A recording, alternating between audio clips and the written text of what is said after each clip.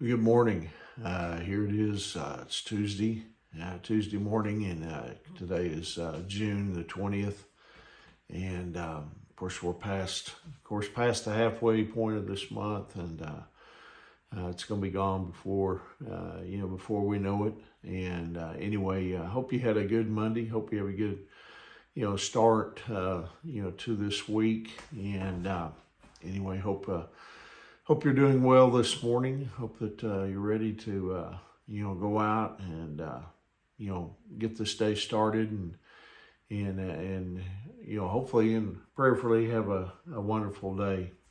This morning, I want to kind of continue on. We're going to be talking about Solomon again, from the scriptures, and the title of this morning's devotion is Chasing the Wind. J. Robert Oppenheimer, he was a brilliant, physicist, obviously. He was the head of the Los Alamos Laboratory, which developed the atomic bomb. He directed the Institute for Advanced Study in Princeton, New Jersey. He was a very smart man. Yet the year before he died, he said this about his accomplishments. He said, "They leave on the tongue only the taste of ashes." In other words, he was kind of an emptiness there, it would seem. We celebrate our dramatic advances, in science and technology, and they are breathtaking, to say the least. I'm amazed at the technological advances that we've made. We live in a technologically advanced age, and we truly have become a global village. But still, it seems that all this technology has somewhat numbed our souls a little bit more. That's because we have pursued knowledge, without God. Solomon, he came to the same conclusion. And he wrote in Ecclesiastes chapter 1, verses 17 and 18, the following. He said, "So I set out to learn everything from wisdom to madness and folly. But I learned firsthand that pursuing all this is like chasing the wind. The greater my wisdom, the greater my grief.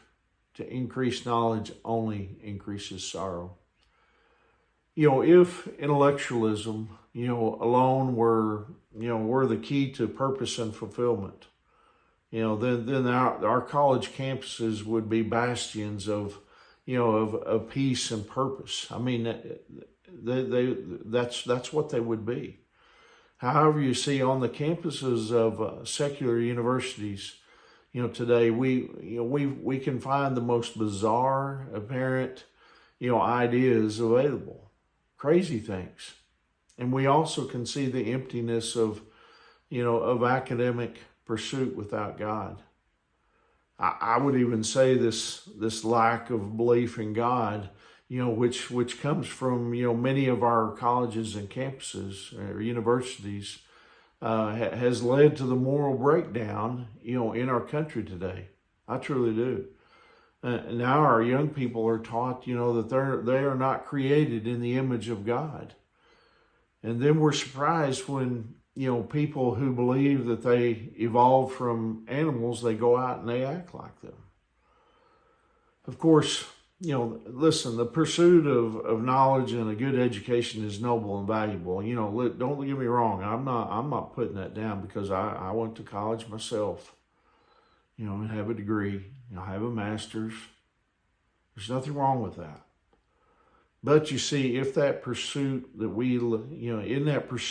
we leave out God, then it indeed, and it will be an empty pursuit. It'll be empty. And we see people all the time that, coming out of college and sometimes, they've done it just for the intellectualism. They haven't done it with the God in mind, that maybe God wants them to do that. And so anyway, I hope that encourages you today that we need to, with everything that we do, whether it be the pursuit of education or whatever it is that God places in our hearts to do, we do it with God in mind. with what God wants in our lives instead of what we want. And so anyway, I hope it encourages you this morning. I hope you have a wonderful day. Remember, Angie and I, we love you guys, and Lord willing, we'll see you tomorrow morning. God bless you.